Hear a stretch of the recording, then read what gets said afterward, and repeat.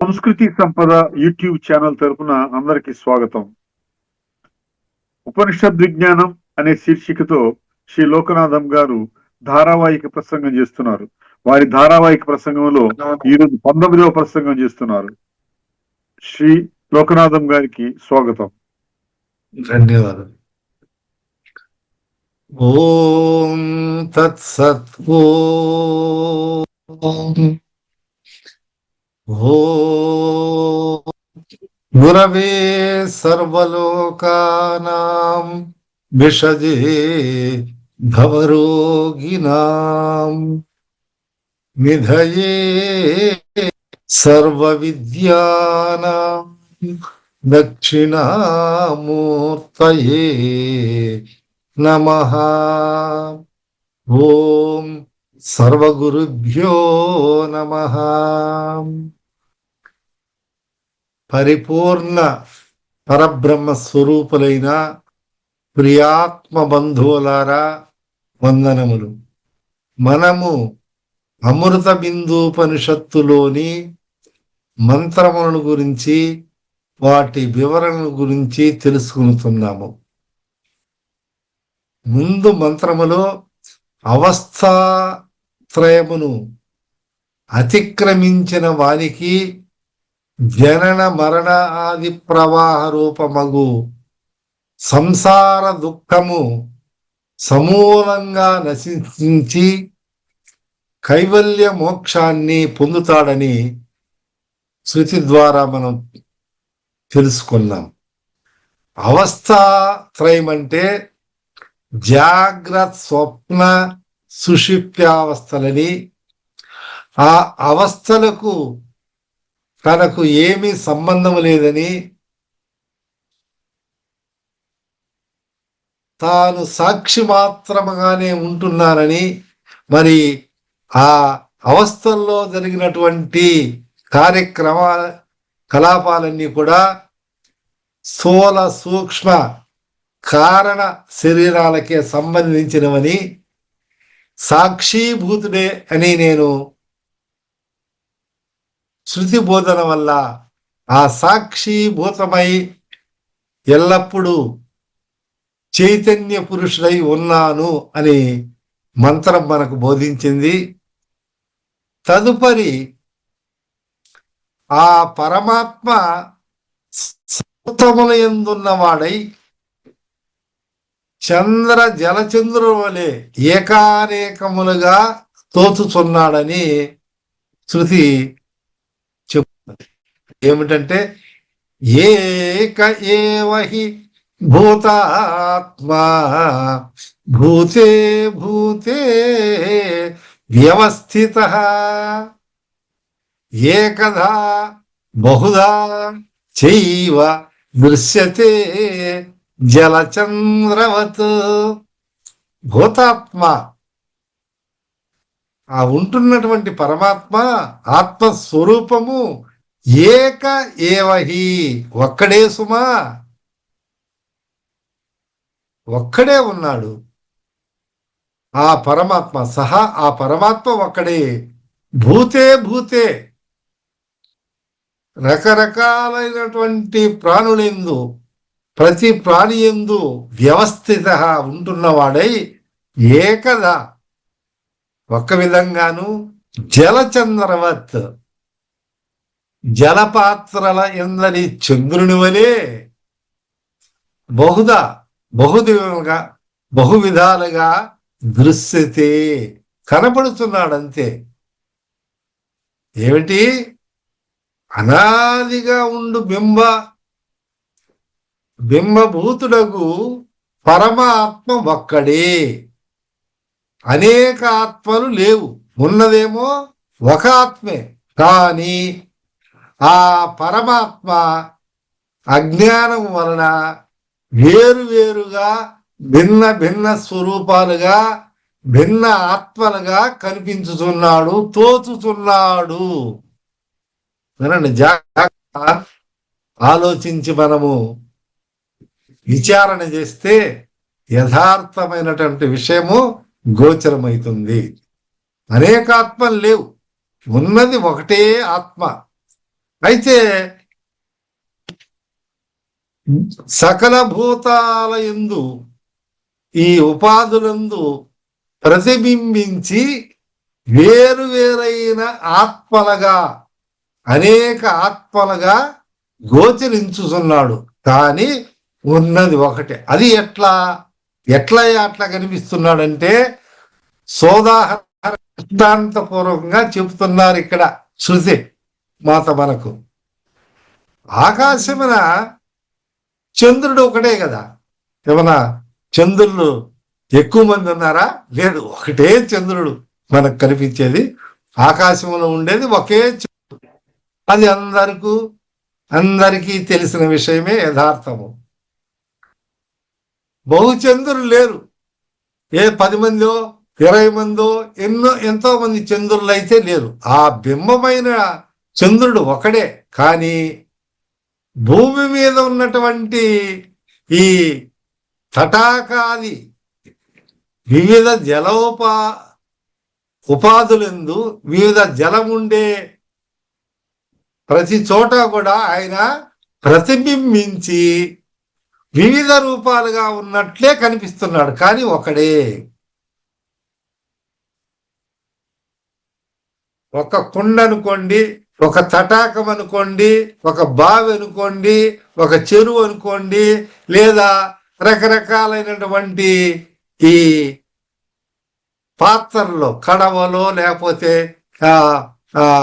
ఒక బాణలో ఎక్కడెక్కడ నీళ్లు ఉంటాయో అక్కడంతా కూడా చంద్ర ప్రకాశము అక్కడ ప్రతిబింబిస్తా ఉంటాడు.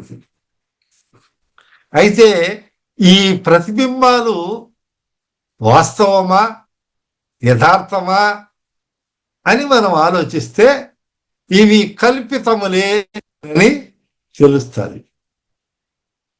ఉండేది ఒక చంద్రుడే, కానీ ఈ కింద వివిధ జలపాత్రలు వివిధ కానీ బావుల్లో కానీ చెరువుల్లో కానీ సరస్సుల్లో కానీ లేదా మనం ఒక బకెట్లో నీళ్లు పెట్టడము లేకపోతే కుండలో నీళ్లు పెట్ట అన్నిటిలో మనకు కనిపిస్తూ ఉంటారు.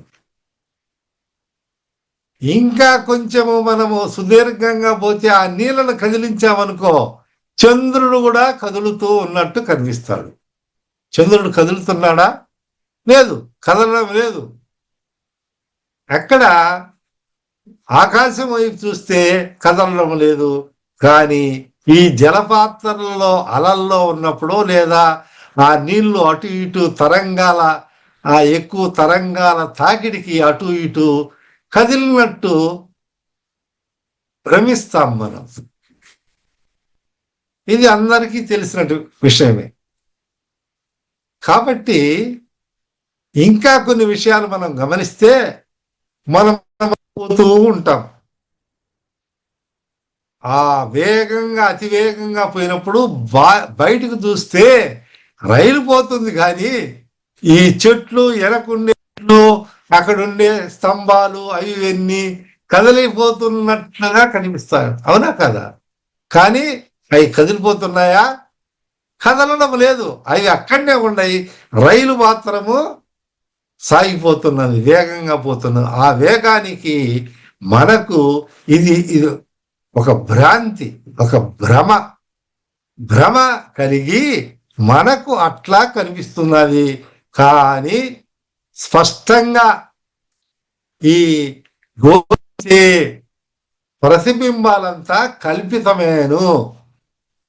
బాగా కనిపిస్తా ఉంది కదండి ఆ బింబము.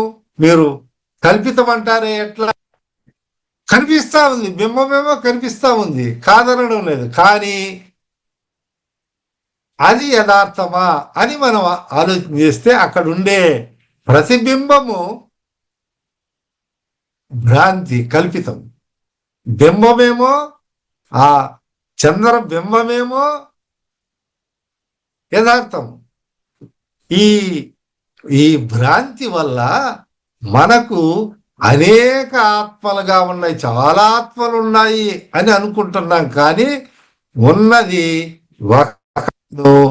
ఎన్ని రూపాలలో ఉన్నట్లు కనిపిస్తున్నది కాబట్టి మీరు సందేహం తగదు, ప్రతిబింబం అనేది కల్పితమేను. ఇది ఒక భ్రమ. ఈ భ్రమను తొలగించుకోవాలి. ఒక గ్రామంలో ఆ సింహం పిల్ల వచ్చి ఏదో పొరపాటునో ఇంకొక ఈ గొర్రెల మందులో కలిసిపోయింది.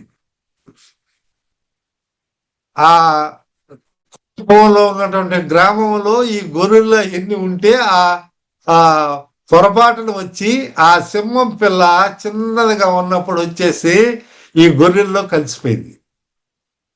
అది ఏం చేస్తా ఉన్నది, గొర్రెలు ఎంబడే తిరుగుతా గొర్రెల మాదిరి గొర్రెలు ఏం చేస్తే అదే పని చేస్తా ఉంది. గొర్రెలు ఆ ఈ శాకాహారం కదా, ఆకులు అలములు తింటా ఉంటే ఈ సింహం పిల్ల కూడా అదే తిరుగు ఆకులు అలముల గడ్డి తింటూ ఉన్నది. అవి ఎట్లా పనుకుంటే ఇది అట్లా పనుకుంటా ఉంది. వాటెంబడి తిరగడము, వాటెంబడి అవి చేసినట్లే ఇది చేస్తూ ఉన్నది. ఈ సింహం పిల్ల, ఇదేమో సింహం పిల్ల యథార్థంగా, అవేమో గొర్రెల మందులో ఇది కలిసిపోయింది. వాటెంబడి తిరుగుతూ అవి ఎట్లా చేస్తా ఉందో అదే విధంగా ఇది వస్తా ఉంది. ఈ గొర్రెలను పట్టుకునే దానికి సింహం అప్పుడప్పుడు వస్తా ఉంటాయి కదా, చూస్తూ ఉంటుంది కదా. ఈ సింహాన్ని చూస్తానే ఈ గొర్రెలని పారిపోతా ఉంటే ఈ సింహం పిల్ల కూడా పారిపోతా ఉంది. ఏందరా ఇది, గొర్రెలంటే పారిపోయినాయి, ఈ సింహం పిల్ల కూడా పారిపోతా ఉందే, ఇదేందో విచిత్రంగా ఉందని ఒకరోజు అది మాటేసి ఇవన్నీ ఉన్న తర్వాత అది దాన్ని ఆ సింహం పిల్లను ఇటు తన దగ్గరికి పిలిపించుకుంటది, దాన్ని తీసుకోబోతుంది. అప్పుడు ఆ సింహం పిల్లకు ఇది సింహం అయిపోతే నువ్వు గొర్రె మాదిరి పరిగెత్తా పోతున్నావే, ఇదేంటిది, నువ్వు సింహము, నువ్వు గడ్డి తింటున్నావు, నువ్వు వాటిని చీల్చుకొని తినాలా అని బోధ చేస్తూ, నువ్వు గొర్రె అంటే లేదు దానికి అర్థం కావడం బోధ కావడం రా బావి దగ్గరికి తీసుకొని పోయి ఆ బింబాన్ని చూడబట్టది. నేను సింహం కదా, నా రూపం ఆ బావిలో చూడు, నువ్వు సింహం పిల్లవు కదా, నీ రూపం చూడంటే అప్పుడు ఆ సింహం పిల్లకు ఓహో నేను గొర్రెను కాదు, గడ్డి తినేదాన్ని కాదు, నేను సింహం పిల్లనని తెలిసిపోయింది, యథార్థం తెలుసుకున్నదను. అప్పుడు పోయి ఎప్పుడైతే ఈ సింహం బోధ చేసిందో అప్పుడు నేను సింహం అని పోయి వాటి మీద పడి చీల్చుకొని తినడం అనేది జరిగింది. అంటే ఆ సింహం ఎట్లా బోధ చేసిందో ఇక్కడ మనకు బోధ చేసే వాళ్ళు ఒకరు ఉంటే, ఒక గురువు ఉంటే, ఒక జ్ఞాని ఉంటే, ఒక సద్గురు ఉంటే యథార్థమైనటువంటి విషయము తెలుస్తుంది అని శృతిమాత చెప్తున్నది.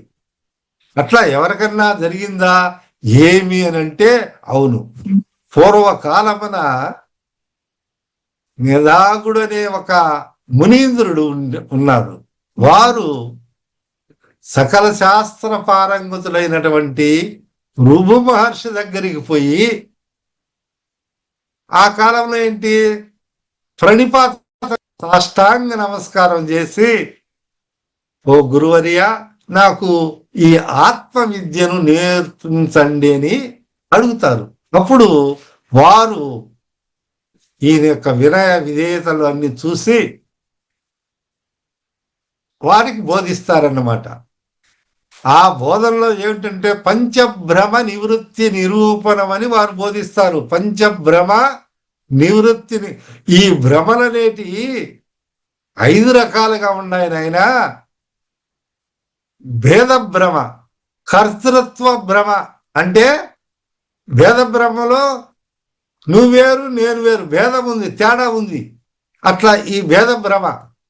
కర్తృత్వ భ్రమ అంటే నేను చేస్తున్నాను, నేను చెందుతున్నాను, చేసేది ఒకడైతే నేను చేస్తున్నాడు అని అనుకుంటాడు, చేసేది శరీరం అయితే నేను చేస్తున్నాను, ఇది కర్తృత్వ భ్రమ. సంగ భ్రమ, వికార భ్రమ, జగత్ సత్య భ్రమ, జగత్తే సత్యం అనుకుంటే, ఇట్లా ఈ 5 రకాలుగా ఉన్నాయి. వీటి నివృత్తిని అంతా తెలియదు. మనం ఇక్కడ ఈ మంత్రంలో మనం తెలుసుకోవాల్సినది భేద భ్రమ. ఈ భేద భ్రమ అంటే ఏమిటి, దానిని ఎట్లా మనము నివృత్తి చేసుకోవాలి అంటే గురు ముఖాన ఏ విధంగా నివృత్తి చేసుకుంటారు అంటే, స్పష్టంగా కనిపించున్నటువంటి ఆ ప్రతిబింబ రూపమైనటువంటి చంద్రబింబము కల్పితమే, యథార్థం కాదు. బింబస్వరూపమైనటువంటి చంద్రుడే యథార్థం. అట్టే ఈ పరమాత్ముడే యథార్థము. ఈ జీవుని యందు ప్రతిభాసించిన లేక ప్రతిబింబించినటువంటి ప్రతిబింబమైనటువంటి ఈ జీవాత్మలంతా కూడా కల్పితమలేను అని ఈ భేద భ్రమ నివృత్తి ద్వారా తెలియజేస్తారు. అది ఎట్లా ఏమి అంటే, జీవేశ్వరౌ భిన్న రూపావిధి ప్రాథమికో భ్రమ. ఇది ప్రథమంగా ఉన్నటువంటి భ్రమ ఏంటంటే, జీవుడు ఈశ్వరుడు భిన్న స్వరూపులు, వాళ్ళు ఒకరు కాదు వేరు వేరు అని అనుకోవడం అనేది ప్రాథమిక భ్రమ. ఇది మొదటి భ్రమ. ఎందువల్ల ఈ ఈశ్వర ప్రతిరూపమైనటువంటి ప్రతిబింబము జీవరూపంగా కనిపిస్తా ఉంది. బింబ ప్రతిబింబాలకు అభిన్నంగా మనము ఇక్కడ తెలియజేయబడుతున్నాడు. అంటే మనము నేత్రము ద్వారా అద్దంలో మనకు ప్రతిబింబం కనిపిస్తా ఉంది. ముఖమైంది మనం అద్దంలో చూసుకుంటున్నాము. ఆ ముఖంలో ఈ ముఖము ఆ అద్దంలో అవునా కాదు కనిపిస్తుంది. మనం బొట్టు పెట్టుకుంటాము, తల దూకుంటాము, అన్ని రకరకాల పనులన్నీ మనము అద్దం దగ్గర మనం ముఖం శుభ్రంగా ఉందని చూస్తాము. ఇదన్నీ సర్వసాధారణంగా అందరూ చేసుకునే పనులే. అయితే నీ ముఖం అద్దంలో ఉందా? అద్దంలో లేదు, కానీ మరి కనిపిస్తా ఉంది. అంటే ఏం చెప్తున్నారంటే, ఈ ముఖరూపమగు బింబము కంటే అద్దములో ఆ ముఖ ప్రతిబింబము నేరుగా గోచరున్నది. కానీ ఈ నేత్ర వృత్తి అనేది ఉంది. నేత్రం యొక్క వృత్తి ఏంది? కన్నులు చేసే వృత్తి అంటే అది చూసే వృత్తి. ఆ నేత్ర వృత్తి ఆ అద్దం మీద పోయి పడి, ఆ చూపు పోయి అద్దం మీద పడినప్పుడు ఆ అద్దము ఎనుక భాగాన పూసి ఉన్నటువంటి పాదరసాన్ని తాకి అది వెనకకు నెట్టవేయబడి తిరిగి ప్రయాణమై మన ముఖాన్ని వచ్చి చూస్తే అప్పుడు మనకు ముఖం కనిపిస్తా ఉన్నది.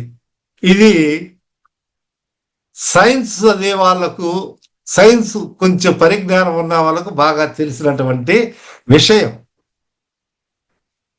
అది రిఫ్లెక్షన్ అయ్యే ద్వారా అది వెనక్కి వచ్చిన దాని వల్ల ఉన్నది. అయితే ఈ ప్రతిబింబ రూపంలో అట్లే పరమాత్మ యొక్క ప్రతిబింబము ఆ జీవ ప్రతిబింబాలుగా కనిపిస్తా ఉన్నాయని ఆయన, అందువల్ల నువ్వు భ్రమిస్తున్నావు. ఆ జీవ లక్షణాలు ఏమిటి? ఆ జీవ లక్షణాలలో అల్ప జ్ఞానం, కొంచెం తక్కువగా జ్ఞానము, తర్వాత తారతమ్యం తెలుసుకోలేకపోవడము, అనాది కాలం నుంచి ఎప్పటి నుంచో నేను జీవుడును అని అనుకుంటున్నా ఉన్నటువంటి దానివల్ల ఇతనేమనుకుంటున్నాడు? నేను జీవుణ్ణి అని అనుకుంటున్నాడు. వస్తుతః ఉన్నది ఏంటి? ఆ యొక్క పరమాత్మే ఈ జీవరూపంలో వచ్చినారు, కానీ అది భాషిస్తున్నది. అక్కడ జీవుడు, ఆ కూటస్థుడు ఎంత ఈ ప్రత్యేగాత్మలో ఉన్న ప్రతిబింబం కూడా యథార్థమైనటువంటి పరమాత్మ స్వరూపేను. కాబట్టి జీవుడు వేరు కాదు, ఈశ్వరుడు వేరు కాదు. ఈ రెండు అభిన్నమే, ఉన్నది ఒకటే. కానీ అనేక భూతాలలో ఉన్నటువంటి పరమాత్మ వివిధ మనుషుల్లో, వివిధ జంతువుల్లో, అంటే భూతాలంటే మనుషులే కాదు, ప్రపంచంలో ఉన్నటువంటి సర్వభూతాలలో ప్రతిభాసిస్తున్నాడు పరమాత్మ ఒక్కడే. ఎట్లా అంటే చంద్రుడు ఒక్కడే ఉన్నాడు, ఇన్ని జల తటాకాలలో, చెరువుల్లో, ఆ, ఆ, ఆ, ఆ జల ఉపాధుల్లో, అది బకెట్ కానివ్వండి, కడవ కానివ్వండి, కుండ కానివ్వండి, గిన్నె కానివ్వండి, ఇటువంటి రకరకాలైనటువంటి ఉపాధులలో ప్రతిబింబ రూపంగా ప్రతిబింబిస్తున్నాడు. ప్రతిబింబము, బింబమేమో పరమాత్మ. ఈ జీవరూపమైనటువంటి దానిలో ప్రతిబింబిస్తున్నాడు కనుక జీవుడు ఈశ్వరుడు ఏకరూపము కాదాలరు, వీళ్ళు భిన్నులని అనుకుంటున్నారు. ఇది భ్రాంతి. దీనినే భేదభ్రమ అని అంటారు. అయితే ఈ భేదభ్రమను ఇప్పుడు చెప్తేనే బింబ ప్రతిబింబ దర్శనేన భేదభ్రమో నివృత్త. బింబ ప్రతిబింబాలు, ముఖంలో మా అద్దములో మన ముఖం చూసుకున్నప్పుడు ప్రతిబింబం ఉందే, ఆ ప్రతిబింబను యథార్థమైతే మనం పట్టుకుంటే మనకు దొరకాల, అది మనం పట్టుకోలేము. అది ఎట్లా ఉంది, అది ఆ నేత్ర వృత్తి వెనక మరినప్పుడు ముఖస్థమై గ్రీవస్థమై మనకు కనిపిస్తా ఉంది. దర్పణస్థమై కనిపించడం లేదు. అద్దములో దర్పణస్థం అంటే అది దాన్ని మనం పట్టుకుంటే మనం దొరకాలా, లేకపోతే అది చెలించిపో అట్టే స్థిరంగా ఉండాల. కాబట్టి జీవుడు వేరు, ఈశ్వరుడు వేరు అనే భేద భ్రమ ఈ బింబ ప్రతిబింబ దర్శనాల ద్వారా తొలగించబడింది. అంటే ఈ మన ముఖం యొక్క ప్రతిబింబం భాషించుతున్నట్లే ఉంది, కానీ అది అర్థమందు లేదు. ఉందా? లేదు. ఆ ద్వారా వెనక్కిపోయిందన్న వల్ల అది మనకు అట్లా కనిపిస్తున్నదే కానీ ఈ దర్పణ స్థితి అనేది ఈ యొక్క ప్రతిబింబ ధర్మం కాబట్టి మనకు అట్లా కనిపిస్తా ఉంది. ఇది భ్రాంతి కానీ యథార్థమైనటువంటిది కాదు. అట్లనే ఈ శుద్ధ బ్రహ్మ రూపము, బింబము, ఈ ఈ శుద్ధ బ్రహ్మ జ్ఞాన రూపమగు దర్పణమునందు జీవరూప ప్రతిబింబాలు భాషిస్తా ఉన్నాయి. ఆ ప్రతిబింబం అంతా కూడా ఈ ఈశ్వర రూపము బింబంతో సర్వదా సర్వకాల సర్వావస్థలు అభిన్నమై ఉంది, వేరు కాదు, ఒకటేను. ఎట్లా అని మీరు చెప్తారు అంటే ఈ జీవత్వము, అల్పజ్ఞత్వము, అల్ప శక్తివంతం, ఈ దీనివల్ల ఈ పరిచ్ఛిన్నత్వ భావము, అనంతం అనే భావం లేకుండా పరిచ్ఛిన్నత్వ భావంతో ఇతను ఇట్లా భావిస్తున్నాడు. యథార్థంగా చూస్తే అదన్నీ కూడా ఎట్లా భ్రాంతో, రజ్జు సర్ప భ్రాంతి, తర్వాత కళల్లో స్వప్నంలో కనిపించినవన్నీ యథార్థమవుతాయా? కావు కదా. మనం తెలుసుకున్నాము, అక్కడ రజ్జు ఒక తాడుబడి ఉంటే దాన్ని పాము అనుకున్నాము, అదేమన్నా యథార్థమా? కాదు. అట్లనే కళలో అనేక రకాలైనటువంటి వస్తువులు కనిపిస్తూ ఉంటాయి, అవన్నీ నిజమా, యథార్థమా? కాదు. అదే మాదిరిగా ఇక్కడ ఈ ప్రతిబింబాలంతా కూడా యథార్థం కాదు, యథార్థమైనటువంటి వస్తువు ఒకటే, అదే శుద్ధ బ్రహ్మస్వరూపము పరమాత్మ అనే జ్ఞానము ఈ గురుని యొక్క బోధ ద్వారా తెలుసుకుంటున్నాడు. గురువు వచ్చి తత్వమసి, తత్ త్వం అసి, తత్ అది, అదంటే ఆ పరబ్రహ్మ స్వరూపమే నువ్వు, త్వం నీవు, తత్ అదో ఆ పరబ్రహ్మే, అసి అయి ఉన్నావు అని ఎప్పుడైతే బోధ చేసి చెప్తాడో, ఆ సింహం వచ్చి ఆ సింహం పిల్లకు, గొర్రెల్లో కలిసినటువంటి సింహం పిల్లకు ఏ విధంగా బోధ చేస్తే అది సింహాన్ని తెలుసుకున్నాదో, అట్లనే ఈ జీవుడు కూడా ఈ గురూపదిష్ట జ్ఞానం వల్ల, గురువు ఉపదేశించినటువంటి ఆలకించి విచారణ చేసి శ్రవణ మనన నిధిధ్యాసలు చేసి చింతన చేసి వారి యొక్క అనుగ్రహం వల్ల ఈయన తెలుసుకుంటున్నాడు. అహం బ్రహ్మాస్మి. అందుకనే ముందు తత్వమసి చెప్పి తరువాత అహం బ్రహ్మాస్మి అనే మహావాక్య చతుష్టయాలని చెప్తేనే తత్వమసి, అహం బ్రహ్మాస్మి, ప్రజ్ఞానం బ్రహ్మ, అయమాత్మ బ్రహ్మ. ఇవి ఉత్కృష్టమైనటువంటి మహావాక్యాలు. ఆ బోధన వల్ల, గురూపదేశం వల్ల తెలుసుకుంటాడు. అంతేకాదు,